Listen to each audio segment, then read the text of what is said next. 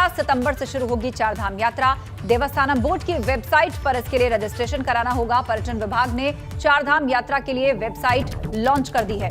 High court ने हर दिन के लिए यात्रियों की संख्या भी निर्धारित की है कि कहां पर कितने यात्री एक दिन में जा सकते हैं, वो संख्या भी सीमित है। जिन भक्तों को दर्शन के लिए जाना है चारधाम, देवस्थानम बोर्ड की वेबसाइट पर उन्हें रजिस्ट्रेशन कराना होगा। कोविड नेगेटिव रिपोर्ट और दोनों वैक्सीनेशन का सर्टिफिकेट उनके पास होना चाहिए और उसके बाद प्रतिदिन कितने भक्त दर्शन के लिए जा सकते हैं, उसकी संख्या भी सीमित रखी गई है। तो हाईकोर्ट से क्लियरेंस मिलने के बाद चारधाम यात्रा अब शुरू हो रही है। 18 सितंबर से ये औपचारिक रूप से शुरू हो जाएगी। पंकज राणा हमारे साथ लाइव जुड़ गए हैं। पंकज, बताइएगा और क्या डिटेल्स आपके पास हैं? आस्था, देखिए, कल हाईकोर्ट के आदेश के बाद राज्य सरकार ने तैयारियां चारधाम यात्रा को लेकर पूरी कर ली हैं और आज शाम तक, तकरीबन देर शाम तक जो एसओपी है, नई एसओपी होगी चारधाम यात्रा के लिए, उसको जारी कर दिया जाएगा और उसके आधार पर ही चारधाम यात्रा शुरू कर दी जाएगी। आज पर्यटन विभाग ने देवस्थानम बोर्ड की जो वेबसाइट है उसको लॉन्च कर दिया है। उस पर सभी यात्रियों को रजिस्ट्रेशन कराना होगा। उसके बाद ही उन्हें बॉर्डर पर परमिशन मिलेगी अंदर आने की। तो इस तरह की तैयारियां शुरू हो गई हैं और ये कहा जा सकता है कि जो सरकार है वो पूरी तरह से यात्रा को सुगम बनाने की तैयारी में जुटी हुई है। पर्यटन मंत्री और पीडब्ल्यूडी मिनिस्टर जो हैं उत्तराखंड के, सतपाल महाराज, उन्होंने पीडब्ल्यूडी विभाग को भी निर्देशित किया है कि जो भी एनएच हैं, NH 74 के अलावा जितने भी चारधाम यात्रा वाले मार्ग हैं, वहां पर अतिसंवेदनशील इलाकों को चिन्हित किया जाए, जेसीपी वहां पर तैनात की जाए, एसडीआरएफ की टीमें तैनात की जाएं और स्वास्थ्य विभाग के लिहाज से भी सभी अस्पतालों में डॉक्टर की तैनाती के निर्देश दिए गए हैं और चारधाम यात्रा पर पुलिस फोर्स, पर्याप्त पुलिस फोर्स के डटे रहने के भी निर्देश दिए गए हैं। इस तरह की व्यवस्था आज पूरी तरह से पर्यटन विभाग ने पूरी तरह से तैयारी कर दी है और साथ ही साथ जो मुख्य सचिव है उत्तराखंड के SS संधू, उन्होंने कल एक बड़ी बैठक चारधाम यात्रा को लेकर की थी और सभी अधिकारियों को निर्देश दिए थे कि चारधाम यात्रा को लेकर किसी भी तरह की चूक नहीं होनी चाहिए, क्योंकि चारधाम यात्रा पर देश भर से तमाम यात्रियों के आने की संभावना जताई जा रही है। उस लिहाज से JMBN और KMBN के जो गेस्ट हाउस हैं उनको भी दुरुस्त करने के निर्देश दिए गए। इस तरह की व्यवस्थाएं बनाई जा रही हैं, लेकिन आस्था, ये देखना दिलचस्प होगा कि सरकार जो व्यवस्थाएं बना रही है, जिस तरह के दावे सरकार कर रही है कि उनकी पर्याप्त व्यवस्थाएं, यात्री जब आ जाते हैं, कल से जब यात्रा शुरू हो जाती है, तो किस तरह की व्यवस्था यात्रियों को मिल पाती हैं, सुविधाएं क्या मिल पाती हैं, ये भी देखना एक बड़ी बात रहेगी।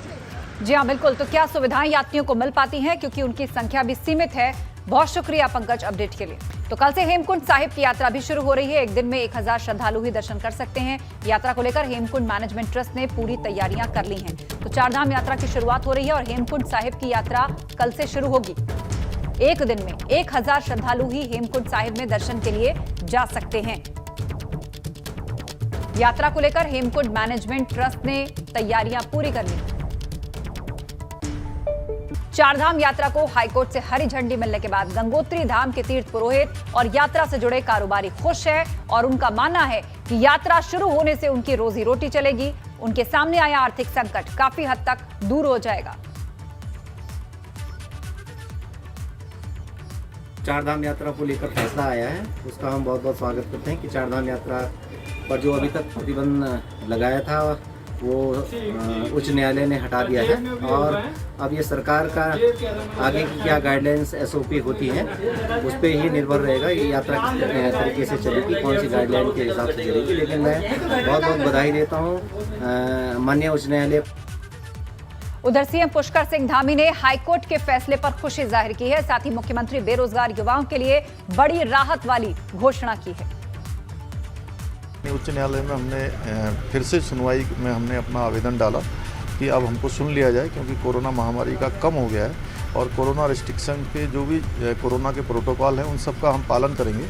और हमने अपना एक प्रस्ताव दिया और माननीय न्यायालय ने आज उस पर अपनी सहमति दी है। हम जो है हमारा हर हाल में यात्रा चलेगी और यात्रा पूरे कोरोना को ध्यान में रखते हुए जान माल की भी सुरक्षा रहे। कोरोना महामारी के कारण से हमारे सभी नौजवान युवा भाई आर्थिक तंगी के दौर से गुजर रहे हैं, उसको देखते हुए हमने जितनी भी हमारी लोक सेवा आयोग की परीक्षाएँ, प्रावधिक शिक्षा परिषद की हैं, मेडिकल जो स्वास्थ्य चयन की जो शिक्षाएँ हैं और भी जो हमारे यहाँ पर उत्तराखंड राज्य में होने वाली प्रतियोगी परीक्षाएँ हैं, उन सभी परीक्षाओं को बिना शुल्क के कर दिया है। इस वर्ष जो है मार्च 2022 तक बिना शुल्क के रहेंगी। आप विपक्षी दल कांग्रेस का क्या कुछ कहना है इस पर, हाईकोर्ट के फैसले को लेकर, क्योंकि कांग्रेस चारधाम यात्रा को लेकर प्रदर्शन कर रही थी, वो आपको दिखाते हैं। आज चार धाम यात्रा पर सशर्त अनुमति दी है और ये शुरुआत है। मैं उम्मीद करता हूँ कि सरकार अब तो चेतेगी और धन्यवाद देना चाहता हूँ उन तमाम साथियों को जिन्होंने इस प्रायोजन से कि चार धाम यात्रा शुरू हो सके कांग्रेस के संघर्ष के साथ कंधे से कंधा मिलाकर संघर्ष किया। प्रधानमंत्री मोदी के जन्मदिन के मौके पर सीएम धामी ने पौधारोपण किया। सीएम धामी ने पौधा लगाकर वृक्षारोपण का संदेश भी दिया। सीएम धामी ने कहा कि उन्होंने पौधारोपण कर प्रकृति रूपी मां से उनके जीवन में शुभता और आरोग्यता की कामना की है।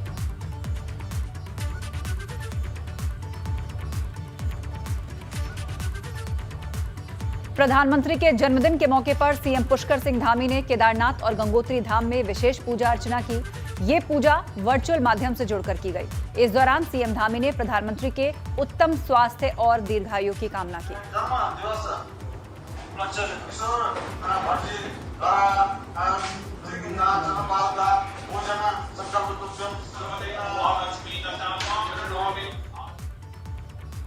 राज्यसभा सांसद अनिल बलूनी ने भी प्रधानमंत्री मोदी को जन्मदिन की बधाई दी है। अनिल बलूनी ने अपने ट्वीट में लिखा है, मां भारती की सेवा और प्रतिष्ठा के प्रतिनिधि, हम सबके संरक्षक, मार्गदर्शक, भारत के यशस्वी आदरणीय प्रधानमंत्री नरेंद्र मोदी जी के जन्मदिन के अवसर पर हम उनके चिर नेतृत्व, आरोग्य और दीर्घायु की कामना करते हैं।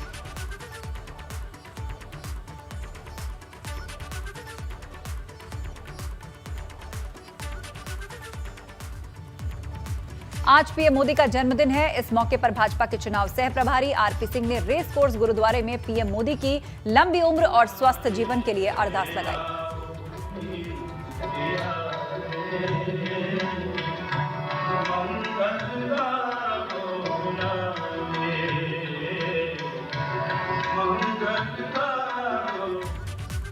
उत्तराखंड में विधानसभा चुनाव करीब आते हैं। सियासी दल अपनी तैयारियों में जुटे हुए हैं।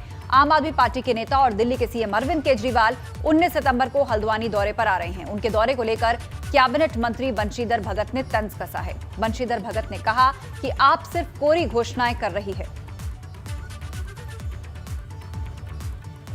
क्या परिवर्तन लाएगा? अब उनको तो कहना ही है।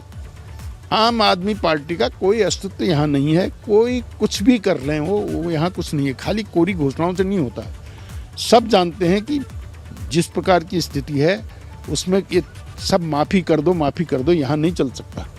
तो जो भी कोई आ जाए, आम आदमी पार्टी का केजरीवाल आ जाए, कोई आ जाए, उससे कोई फर्क उत्तराखंड में नहीं पड़ने वाला। राज्यपाल गुरमीत सिंह राजभवन स्थित अपने कार्यालय पहुंचे। इस दौरान राज्यपाल ने राजभवन में अधिकारियों से उनके कामकाज की जानकारी ली। राज्यपाल ने अधिकारियों से कहा कि वो अनुशासन का पालन करें और समर्पण की भावना से काम करें।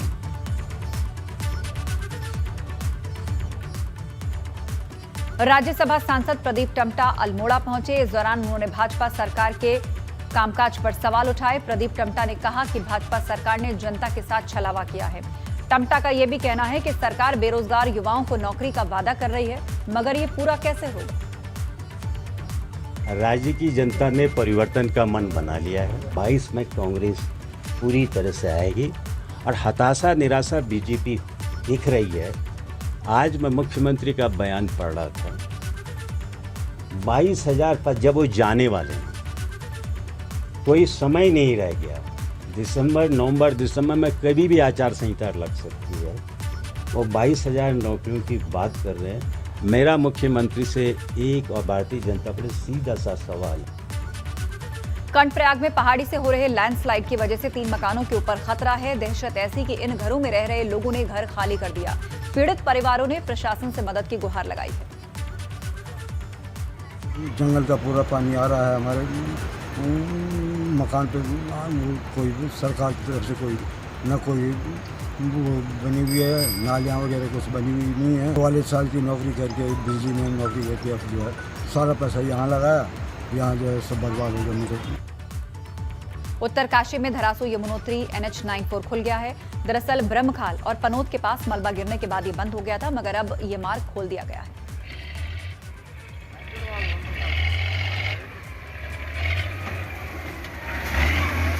तो पिछले कई दिनों से रास्ता खोलने में दिक्कत हो रही थी। काफी मशक्कत के बाद जाकर ये रास्ता खुल गया है। लैंडस्लाइड की वजह से तेज बारिश के कारण मलबा रास्ते पर इकट्ठा हो गया। काफी प्रयत्नों के बाद जाकर यह रास्ता खुल गया है। उधर पौड़ी में वीपी गंगा की खबर का एक बार फिर से असर हुआ। ग्रामीण इलाके में पेयजल संकट की खबर को हमने प्रमुखता से दिखाया था, जिस पर विधायक ने संज्ञान लिया। इलाके की पेयजल समस्या को लेकर 19 करोड़ की लागत से बनने वाली पंपिंग योजना के लिए मंजूरी ले ली गई है। कहा जा रहा है कि घुड़दौड़ी पेयजल पंपिंग योजना के टेंडर का काम महीने भर के भीतर पूरा कर लिया जाएगा। स्वीकृत होने से इन तमाम लोगों को, जो लोग बहुत लगभग 30 साल से इस योजना की राह देख रहे हैं, ये योजना अब कुछ महीनों बाद धरातल पर उतरने वाली है। इसके लिए मैंने विभाग से 15 दिन के अंदर जो टेंडर है उनको कॉल इन करने के लिए कहा है और लगभग 1 या सवा महीने के अंदर इस पे काम को जो है तुरंत गति से शुरू करने के लिए भी कहा है। प्रधानमंत्री नरेंद्र मोदी का जन्मदिन आज है और भाजपा कार्यकर्ता जन्मदिन का जश्न मना रहे हैं। रुड़की के झबरेड़ा से बीजेपी विधायक देशराज कंडवाल पीएम के जन्मदिन पर डांस करते नजर आए। विधायक देशराज कंडवाल का डांस का वीडियो वायरल हो रहा है। अपनी पत्नी और समर्थकों के साथ वीडियो में वो डांस करते नजर आ रहे हैं।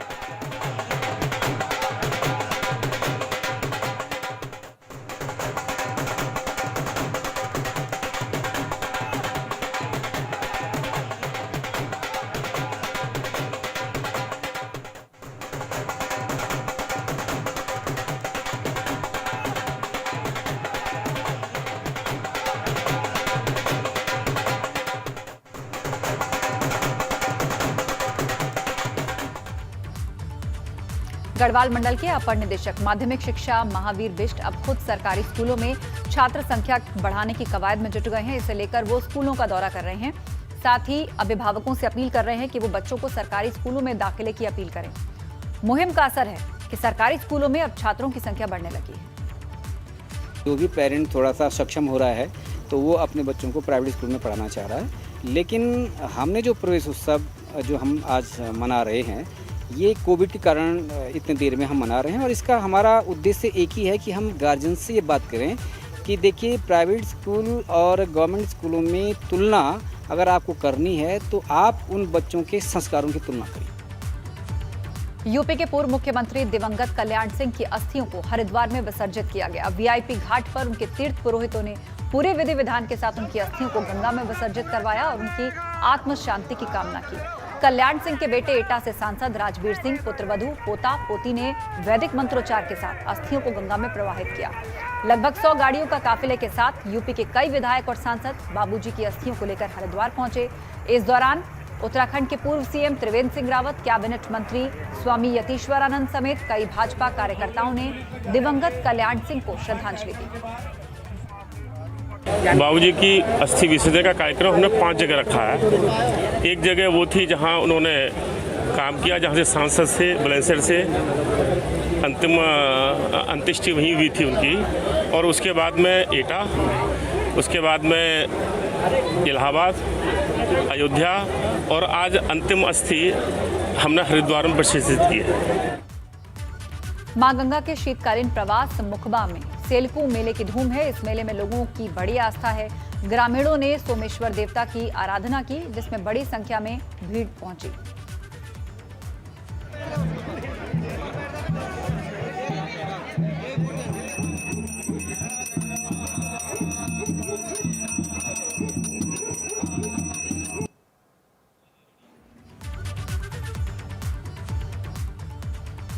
उत्तराखंड में इन दिनों नंदा महोत्सव के दौरान मंदिरों में चहल पहल नजर आ रही है। लोग मां नंदा की आराधना करने के लिए पहुंच रहे हैं।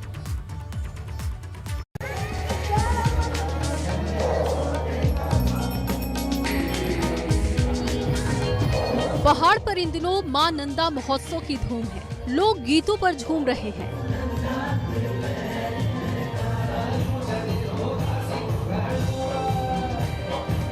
अल्मोड़ा में नंदा देवी मेले के छठे दिन सांस्कृतिक कार्यक्रम करवाए गए, जिसमें कलाकारों ने समा बांध दिया।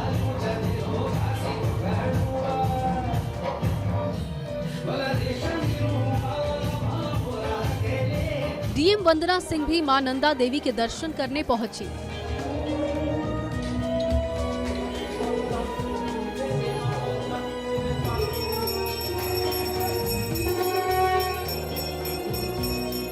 उन्होंने हाथ में पूजा का थाल लेकर मां नंदा देवी की आरती की। माता की पूजा करने का अवसर प्राप्त हुआ है। जनपद में सुख समृद्धि की और शांति की प्रार्थना की है। साथ ही सभी लोगों को आज के ऐतिहासिक पर्व की शुभकामनाएं भी प्रेषित करते हैं। मां नंदा देवी में लोगों की अटूट आस्था है। ये धार्मिक उत्सव पहाड़ की पहचान है। मां नंदा देवी को शैलपुत्री का रूप भी माना जाता है। ये मां दुर्गा के 9 रूपों में से एक है।